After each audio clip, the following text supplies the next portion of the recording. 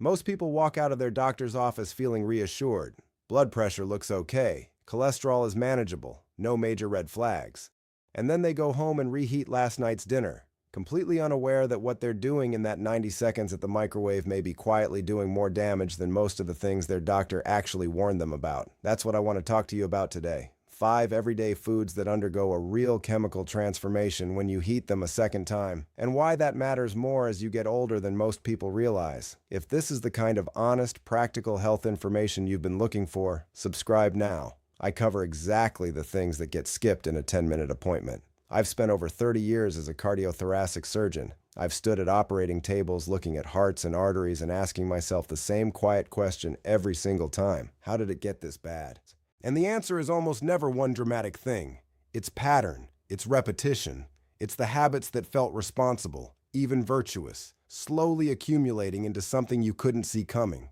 One patient I think about often was 67 years old, never smoked, walked regularly, cooked his own meals, which we all assume means he was doing well.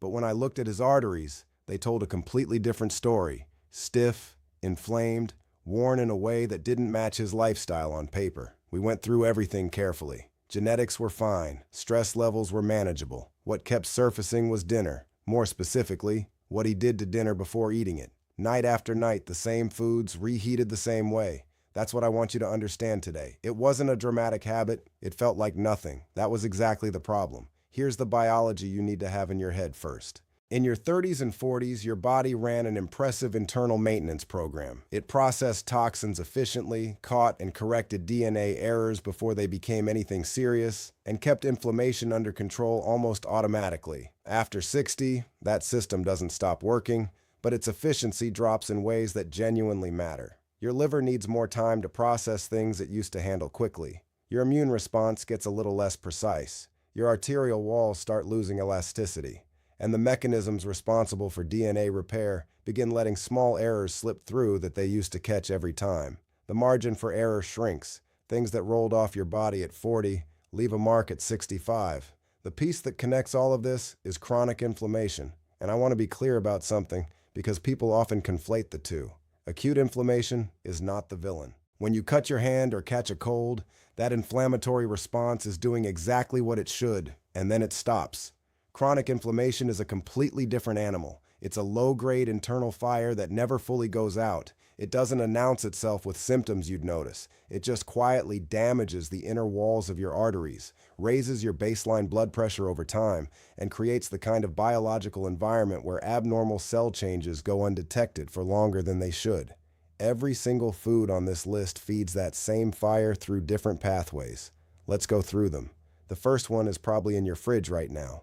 Fried food, French fries, fried chicken, anything that was cooked in vegetable oil. Now, most people's concern about fried food stops at the calorie count or the saturated fat, and that's understandable. But the real issue here isn't even the fat itself. It's what happens to that oil the second time it's exposed to heat. When vegetable oil is reheated, it oxidizes and releases compounds called aldehydes. I want you to sit with that word for a moment because here's the thing about aldehydes. They are the same class of compounds found in cigarette smoke. Not a metaphor, not an exaggeration. That's what the chemistry shows. So when you take yesterday's fried chicken and run it through the microwave, you are introducing a cigarette-linked chemical into your meal without lighting a single thing. Aldehydes attack the cells that line your blood vessels, trigger oxidative stress, and drive exactly the kind of chronic inflammation that stiffens and narrows arteries over years of repeated exposure.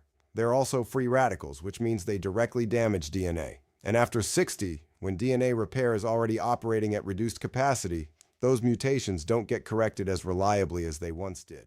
That's how serious illness gets a foothold. Not in one meal, not in 1 month, but quietly, incrementally, over time. The practical fix here is simple. Use an oven or air fryer at moderate heat and skip the added oil. Or honestly, just eat it cold. Not the most exciting dinner, but your cardiovascular system registers the difference more than you might expect. The second food genuinely surprises people, and I say that having watched a lot of faces when I bring it up.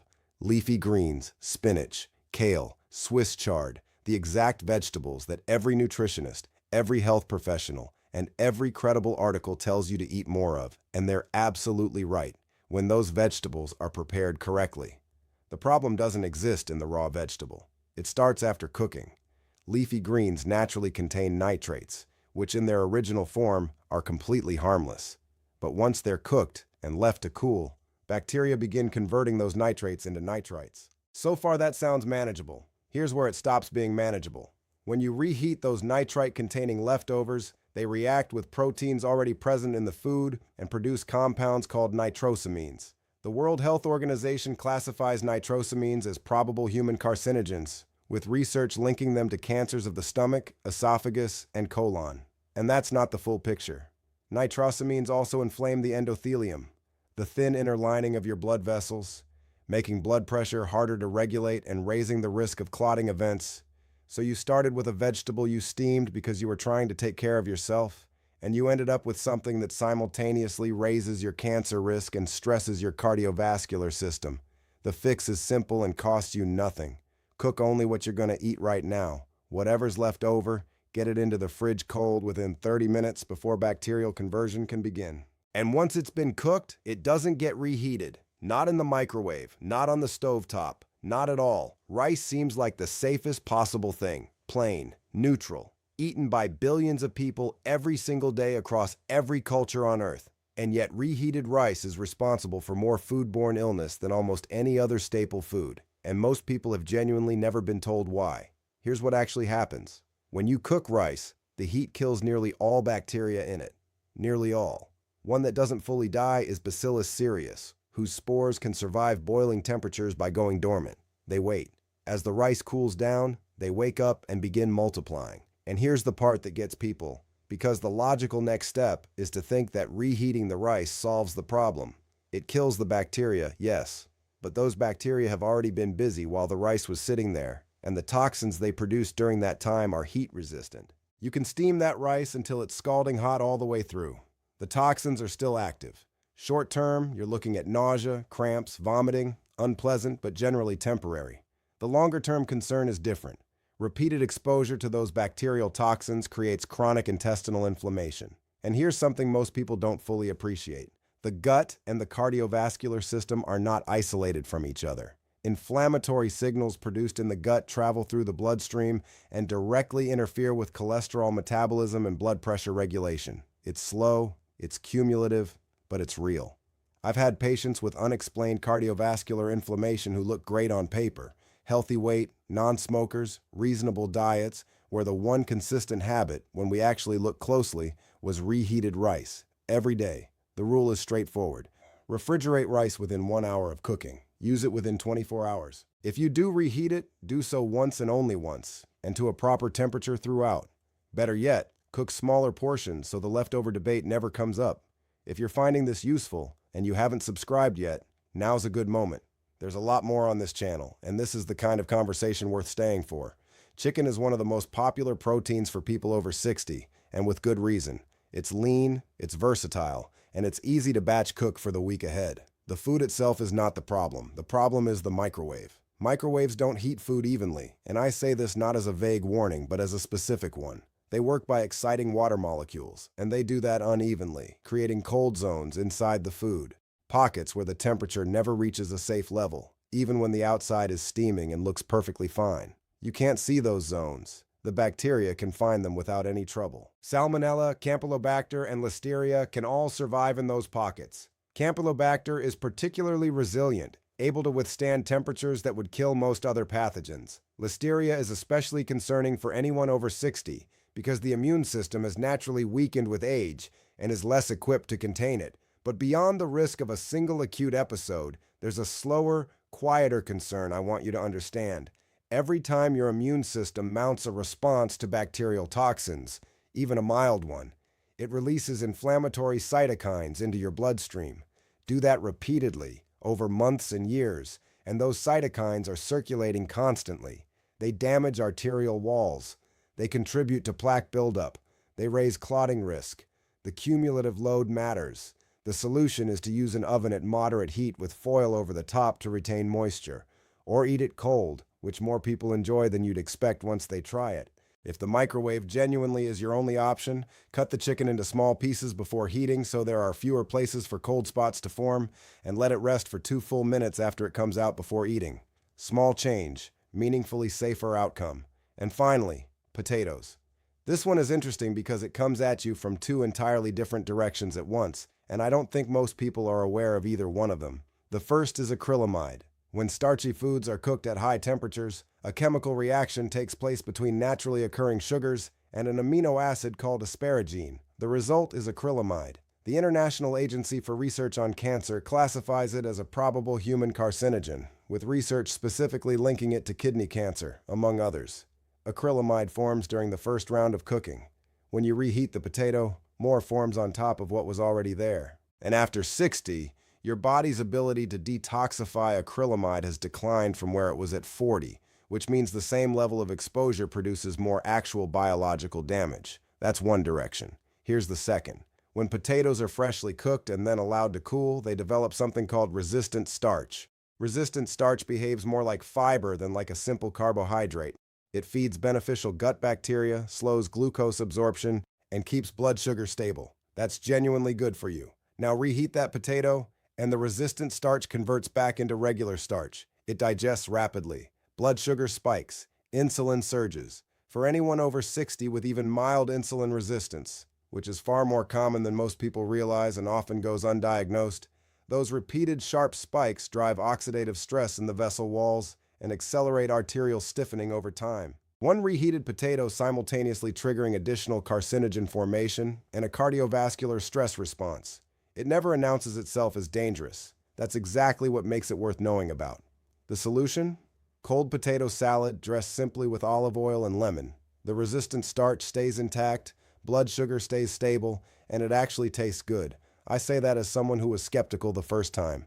If you want them warm, cook fresh ones. It takes about 20 minutes. That's a reasonable trade. Now I want to step back and give you the bigger picture, because individually, each of these 5 foods tells a concerning story. Together, they tell a more important one. I've spent decades in operating rooms, and that vantage point permanently changes how you think about time. The patient on the table didn't arrive there because of one bad meal or one bad month. They arrived because of a years-long pattern that never felt alarming in the moment. Reheated oils releasing aldehydes every evening. Spinach microwaved every morning because it felt healthy. Rice left on the counter because reheating it seemed safe. Chicken through the microwave 3 times a week. Potatoes reheated because they were already cooked. Different mechanisms, different chemical pathways, the same destination. Chronic, low-level systemic inflammation that silently erodes arterial walls, accelerates plaque accumulation, narrows vessels, raises baseline blood pressure, and creates the cellular environment where serious illness finds its opening. Heart disease and cancer don't always have entirely separate causes. In many of the cases I've seen over the years, they share a common root: chronic inflammation. And after 60, the timeline doesn't give you the same cushion it used to. Damage that might have taken 20 years to develop at 40 can develop in 10 at 65. Here's what I want you to hold on to. Inflammation is not a one-way door. Arterial function can genuinely improve. These processes can be slowed and in many cases meaningfully reversed. Not with a prescription, not with a procedure, but with consistent, practical changes to how you handle a handful of specific foods. The body's capacity for recovery is something I've seen firsthand, and it is remarkable. But it requires you to stop adding to a fire that's already burning. The adjustments are simple enough to actually do. Fried food. Use an oven or air fryer at moderate heat with no added oil, or eat it cold. Leafy greens. Cook exactly what you're eating right now. Refrigerate leftovers cold within 30 minutes and never reheat them. Rice. Into the fridge within 1 hour of cooking, used within 24 hours, reheated once at most. Chicken. Oven with foil or cold. Microwave only when necessary. Cut it small, and rest it 2 minutes before eating. Potatoes. Cold when possible, fresh cooked when you want them warm. None of this means giving up the foods you enjoy. It means thinking slightly differently about timing and temperature. And these changes compound. Each one reduces your inflammatory load incrementally. All 5 together reduces it in a way your body will actually register. More stable energy, better blood pressure readings, improved digestion. Measurable differences from adjustments that cost you almost nothing. The question that follows me out of every operating room is always the same one. How much of this was preventable? The honest answer is, more than we'd like to admit. Genetics are real. Age introduces factors nobody controls. But chronic inflammation, much of it, is preventable. And it sits at the root of an enormous share of the cardiovascular disease and serious illness that fills those rooms year after year.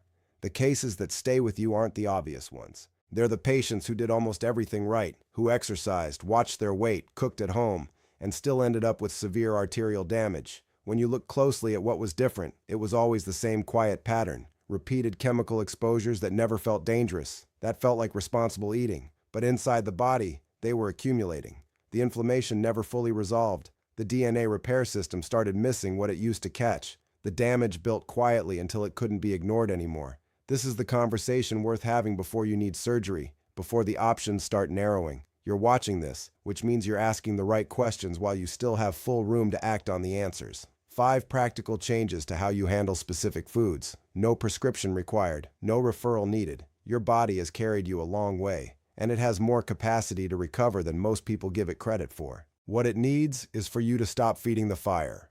Reduce the inflammation. Protect the arteries. Give your cells a fighting chance. 30 years in operating rooms doesn't make you particularly poetic, but it does make you very clear about what matters. Which of these 5 foods caught you off guard the most? Leave it in the comments. I read them. If someone in your life is over 60 and regularly reheating these foods, share this with them. Not to alarm them, but because you now have information worth passing on. Hit like and subscribe if this was useful. There's a lot more where this came from. Take care of your heart. Everything I've shared here is general information and not personal medical advice. Please consult your own physician before making any changes to your diet or health routine.